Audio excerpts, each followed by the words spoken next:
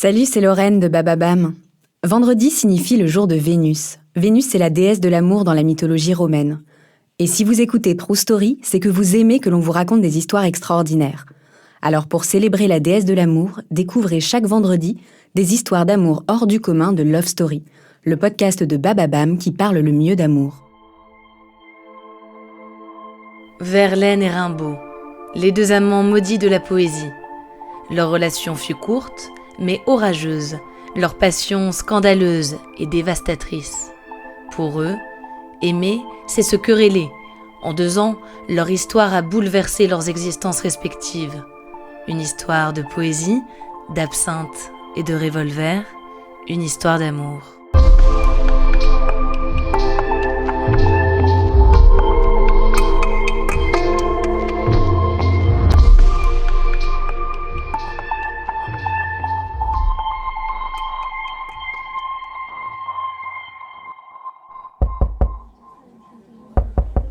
« 1871, Paris.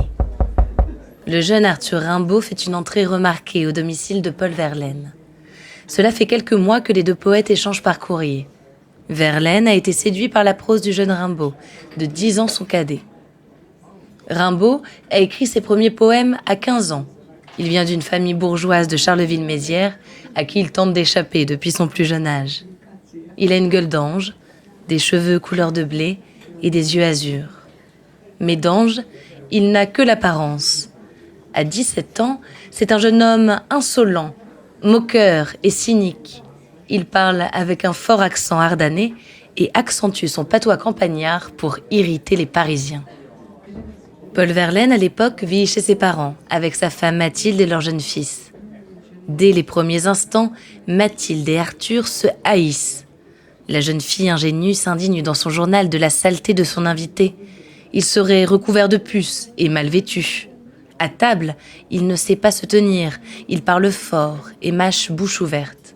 Elle déplore son influence sur son mari. Rimbaud, lui, est déçu à son arrivée chez Verlaine. Le poète qu'il admirait tant est devenu, selon lui, une loque. Il n'écrit plus et c'est probablement la faute de son épouse. Rimbaud va tout faire pour couper Verlaine de tout ce qui, d'après lui, l'écarte de son génie. Les deux poètes deviennent inséparables. Ils sont tout le temps sortis dans des soirées où l'absinthe coule à flot. Rimbaud se fait vite détester du milieu parisien. Trop provoquant, trop scandaleux.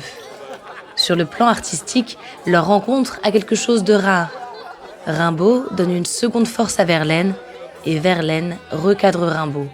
Les deux génies se nourrissent. Ils décident de partir, tous les deux. Paul Verlaine délaisse Mathilde et leur petit garçon. Les deux amants mettent le cap une première fois sur Bruxelles. À ce moment-là, Mathilde n'abandonne pas. Elle se rend à Bruxelles avec la mère de Paul et ensemble, elles le convainquent de rentrer à Paris. Mais dans le train, alors que la frontière française approche, Rimbaud débarque d'un autre wagon. Il les a suivis. C'est à son tour de convaincre Paul. Les deux amants reprennent le chemin de Bruxelles. Après cet épisode, Paul, furieux, écrit à Mathilde. « Misérable fée carotte, princesse souris, punaise qu'attendent les 2 doigts et le pot. Vous m'avez fait tout. Vous avez peut-être tué le cœur de mon ami.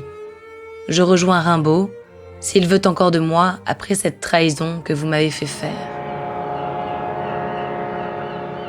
Paul et Arthur mettent ensuite le cap sur Londres. Là-bas, ils se querellent tous les jours. Mais tel est leur amour, et ils semblent heureux après tout. Ils vivent sur l'argent envoyé par la mère de Paul. Ils passent leur temps à écrire et à boire. C'est pendant cette période que Verlaine nourrit le recueil « Romances sans paroles ». Puis, un jour, c'est la dispute de trop. La légende dit que Rimbaud se serait moqué de Paul, rentrant des courses une bouteille d'alcool et un hareng à la main. Ce dernier entre dans une colère noire et embarque dans le premier bateau pour la Belgique. Nous sommes le 3 juillet 1873. Le lendemain, Arthur lui écrit. « Reviens, reviens, cher ami, seul ami, reviens. Je te jure que je serai bon. Si j'étais maussade avec toi, c'est une plaisanterie où je me suis entêté. Je m'en repens plus qu'on ne peut dire. Reviens, ce sera oublié. Quel malheur que tu aies cru à cette plaisanterie. Voilà 2 jours que je ne cesse de pleurer. Reviens, sois courageux, cher ami, rien n'est perdu, tu n'as qu'à refaire le voyage. Nous revivrons ici bien courageusement, patiemment. Oui, c'est moi qui ai eu tort. Oh, tu ne m'oublies pas, dis. Non, tu ne peux pas m'oublier. Moi, je t'ai toujours là. Dis, réponds à ton ami. Est-ce que nous ne devons plus vivre ensemble ? Sois courageux, réponds-moi vite. Je ne puis rester ici plus longtemps. N'écoute que ton bon cœur. Vite, dis si je dois te rejoindre. À toi toute la vie. Arrivé à Bruxelles, Verlaine est au comble de son désespoir. Il écrit à sa mère et à Rimbaud. Il le menace de se suicider. Arthur rejoint Paul et sa mère dans un hôtel de Bruxelles. Le 10 juillet aura lieu le terrible événement, celui qu'on nomme drame de Bruxelles. Alors qu'ils sont tous les deux sous l'emprise de l'alcool, Verlaine va acheter un revolver, dans l'idée de se suicider, dira-t-il plus tard. Un 7 mm à 6 coups. De retour dans sa chambre, il tire sur Rimbaud, une fois dans la main et une fois dans le sol. Nous sommes en pleine journée et la police interpelle rapidement Verlaine. L'affaire devient une histoire de mœurs et quand le poète est condamné à 2 ans de prison, c'est plus pour son homosexualité que pour cet incident d'ivrogne. Le fait divers réussira en tout cas à séparer les 2 amants tumultueux. En prison, Verlaine écrit beaucoup et se tourne vers la religion catholique. À sa sortie, lui et Rimbaud ne se voient qu'une fois, une seule. Ils n'ont plus grand-chose à se dire, mais c'est bien à Paul qu'Arthur confie les Illuminations pour qu'il le fasse publier. Verlaine se retire à la campagne, déprimé d'avoir tout perdu. Son amant, sa femme, son fils. Les destins des 2 poètes ne se croiseront plus. Mais leur histoire, aussi courte soit-elle, laissera une marque indélébile dans leurs 2 esprits et dans la grande histoire, celle de la littérature et de la poésie.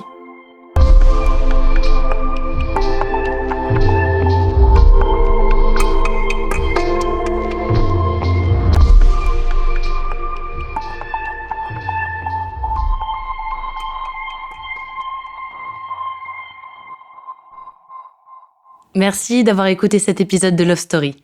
Je m'appelle Alice de Roide et ce qui me plaît dans les histoires d'amour, c'est leur fragilité. Elles reposent souvent sur des détails, des hasards et parfois des malentendus, et pourtant, elles bousculent les existences comme rien d'autre. J'espère que vous avez aimé écouter cette histoire autant que j'ai aimé la découvrir et la raconter. Si c'est le cas, abonnez-vous à Love Story, partagez les épisodes qui vous marquent.